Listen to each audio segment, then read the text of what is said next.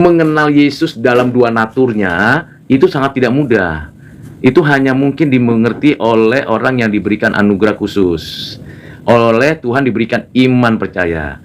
Kalau sekedar baca ayat, comot ayat, dijelaskan, comot ayat, dijelaskan. Agak sulit mereka pijakannya. Pijakannya tidak tepat gitu loh. Artinya mereka menilai dari perspektif mereka. Kalau kita menilai dari perspektif yang ada itu objektif. Misalnya, saya ingin menilai satu buku, ya satu buku. Misalnya buku dari tulisannya Agustinus, misalnya ya, City of God, misalnya. Ya saya harus baca buku itu, saya menilai dari buku itu, begitu. Lalu saya akan memberikan pengertian yang objektif, menjelaskan itu. Dan saya harus baca buku itu total. Bukunya City of God dari karya Agustinus. Agustinus itu hidup tahun 354 sampai 430. Karya-karyanya banyak. Saya mesti baca. Saya mesti baca lengkap, utuh, dan jelas. Baru kemudian saya mencoba untuk memahaminya dulu. Membuat kerangka berpikirnya dulu. Mind map-nya dulu saya buat. Lalu kemudian saya akan susun. Oh, bicara tentang kota itu maksudnya apa? Dijelaskan. Nah sama, kalau orang tidak mengerti tentang menghina anak manusia, bukan menghina sebenarnya, menghujat ya. Menghujat anak manusia, artinya tidak meyakini. Tidak meyakini akan apa yang dinyatakan Tuhan Yesus, apa yang dikerjakan Tuhan Yesus. Banyak. Bahkan termasuk Petrus pernah menyangkal Yesus. Tetapi berbeda dengan menghujat Roh Kudus. Karena Roh Kudus berkarya untuk membawa orang pilihan mempercayai akan karya Kristus. Jadi ada orang yang belum dilahirkan baru, kemudian dia belajar tentang pribadi Yesus, lalu ketika dia belajar tentang pribadi Yesus, dia menolaknya. Tetapi dia belum lahir baru. Tapi kalau dia orang yang sudah dilahirkan baru, maka sesungguhnya orang itu akan diarahkan, dituntun, dibimbing untuk percaya kepada Kristus. Dan ketika bersekutu dengan Kristus, di dalam Kristus, bersama dengan Kristus, mengalami suatu hidup baru di dalam Kristus, maka orang itu akan melakukan ibadah yang benar kepada Allah yang benar. Nah, ini bagian yang penting. Jadi bicara ini bukan berkaitan dengan ini lebih besar, ini lebih tinggi, tidak demikian. Ya bicara kalau tidak diampuni ya Roh Kudus, tidak menghujat Roh Kudus itu berarti dia tidak mau mendengar apa yang diberitakan oleh Roh Kudus. Apa yang ditulis Roh Kudus? Firman Tuhan. Alkitab adalah firman Tuhan, karya Roh Kudus. Jadi ketika orang membaca Alkitab, lalu mengeraskan hatinya, bukan bertobat, bukan percaya, lalu kemudian meremehkan, melecehkan, menghina, mana mungkin ini begini, mana mungkin anak Allah menjadi manusia, mana bisa percaya Yesus Kristus adalah Tuhan. Nah, pada saat itu, kalau dia terus sampai akhir hidupnya, napas terakhir dia tetap tidak mau terima, ketahui, pada saat itu dia sudah menghina, menghujat Roh Kudus, berarti dia tidak diampuni lagi. Yang kedua, bisa jadi dia bukan orang pilihan. Jadi dari sekian banyak manusia yang diciptakan Tuhan, dari Adam sampai nanti akhir zaman, entah berapa puluh miliar nanti akan ada, dari sekian banyak itu Tuhan telah menetapkan, sebelum dunia diciptakan, sebelum manusia diciptakan, Tuhan telah menetapkan siapa yang diselamatkan. Jadi adalah wajar kalau ada orang yang tidak percaya, karena memang Tuhan ciptakan ada orang-orang yang disebut orang-orang binasa. Nah itu fakta. Dan kita hanya melihat historisitasnya. Tapi dalam kekekalan Tuhan telah tetapkan. Ini yang disebut predestinasi. Jadi orang yang dipredestinasi tidak percaya, tidak ditetapkan percaya, dan tidak menerima karya Roh Kudus, yaitu Alkitab adalah firman Tuhan yang mengajarkan kepada kita tentang Bapa, Anak, Roh Kudus, maka orang itu ya tidak menerima penebusan, ya sudah, berarti orang itu tidak disebut orang pilihan. Itu sebabnya saya tidak akan heran kalau ada orang pindah agama dari orang Kristen, entah dia pendeta, entah dia doktor teologi, entah dia seorang yang hebat, dia pindah agama, dia pindah kepercayaan dan menolak Yesus. Ada dua kemungkinan. Yang pertama, kalau dia sampai akhir hidupnya dia begitu, maka dalam ajaran Alkitab mengatakan dia bukan orang pilihan. Jadi dia orang binasa. Yang kedua, kemungkinan dia karena masalah sosial, ekonomi, politik dan segala macam, akhirnya dia pindah agama, ya, atau masalah-masalah apapun, dia pindah agama. Dan menjelang akhir hidupnya dia bertobat, bisa diselamatkan. Karena apa? Memang dia orang pilihan dan mengaku berdosa, mengaku memohon pengampunan. Jadi dalam konstruksi wawasan dunia Kristen, kalau dia bukan orang percaya, bukan orang pilihan, bisa pindah-pindah itu kemana-mana ya. Dan itu sudah dijelaskan. Kalau mereka percaya Yesus sebagai nabi, ya Yesus bukan hanya nabi masalahnya ya. Yesus itu adalah nabi di atas segala nabi. Yesus itu adalah imam di atas segala imam besar. Yesus itu adalah raja di atas segala raja. Maka disandanglah jabatannya, yaitu disebut Mesias. Mesias itu artinya yang diurapi. Nah, di dalam konstruksi Alkitab, yang diurapi itu ada 3 jabatan: raja, imam, nabi. Dan 3 jabatan itu melekat pada satu pribadi, yaitu pribadi anak Allah yang inkarnasi, namanya Yesus Kristus, yang disebut orang sebagai orang Nazaret. Nah, ini jadi dia adalah nabi di atas segala nabi.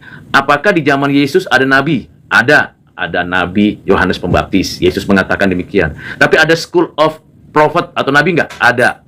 Sehingga masih berlangsung pada zamannya rasul-rasul. Ya, ada Nabi Agabus pada zamannya Rasul Paulus misalnya. Tetapi setelah mereka itu selesai, tidak ada lagi nabi.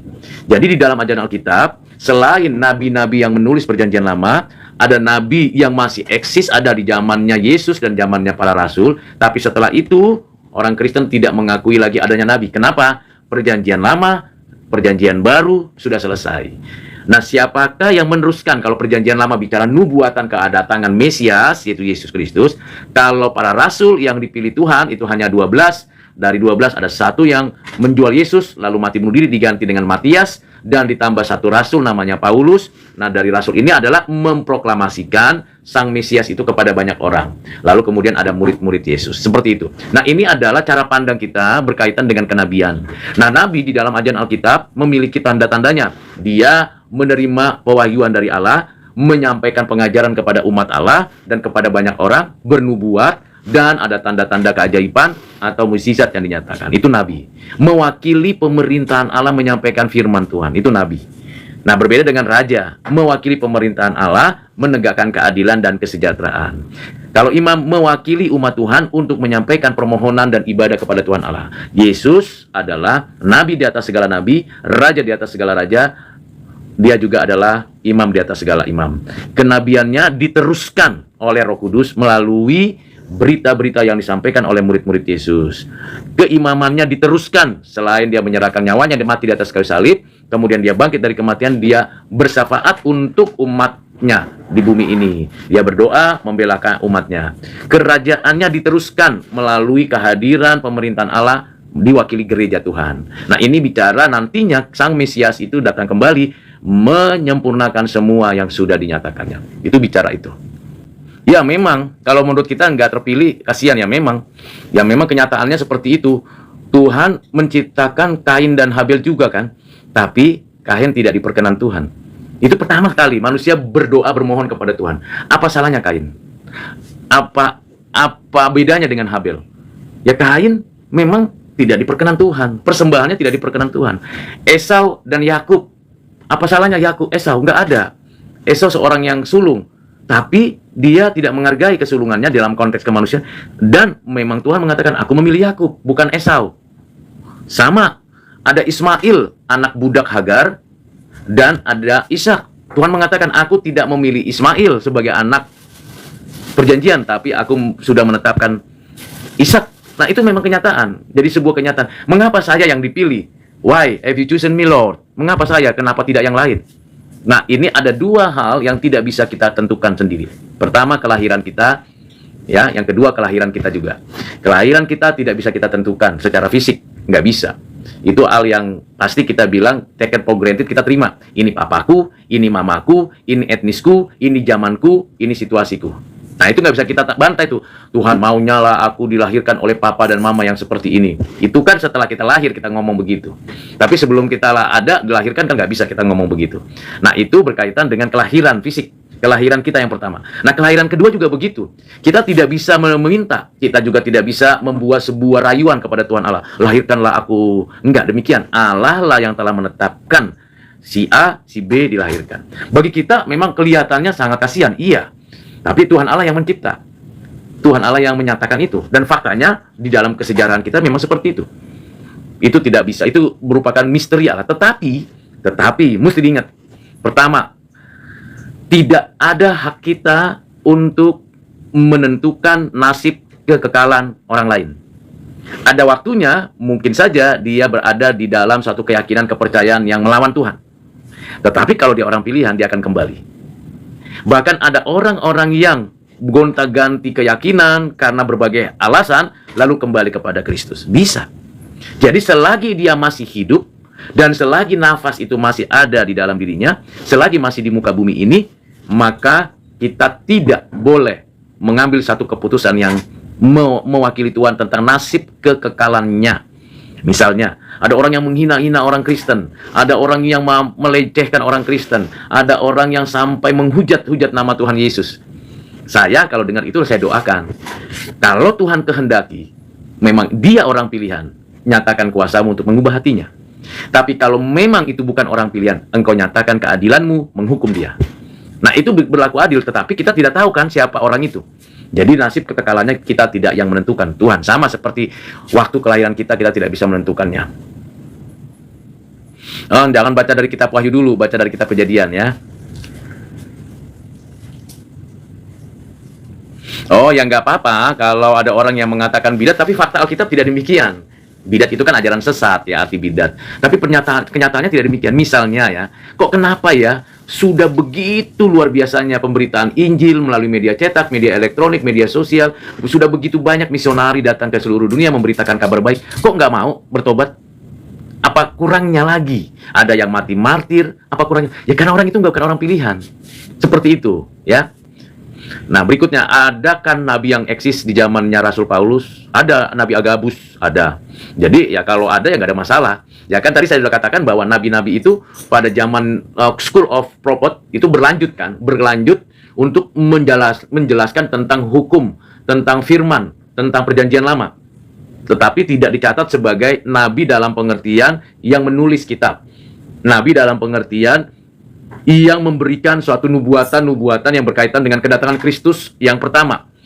Tetapi ini menjelaskan tentang seperti Yohanes Pembaptis. Lihatlah anak domba Allah yang mengangkut dosa manusia. Dia menunjuk kepada Kristus, lalu murid-muridnya, para rasulnya menjelaskan tentang pribadi Yesus, mengajarkan itu. Jadi nabi-nabi setelah di zamannya murid-murid, yang memang masih ada, dan setelah itu tidak ada lagi. Kecuali ada nabi-nabi yang berikutnya yang Tuhan katakan disebut nabi-nabi palsu. Ada. Dalam Kisah Para Rasul 21:10 terus ada Nabi Agabus.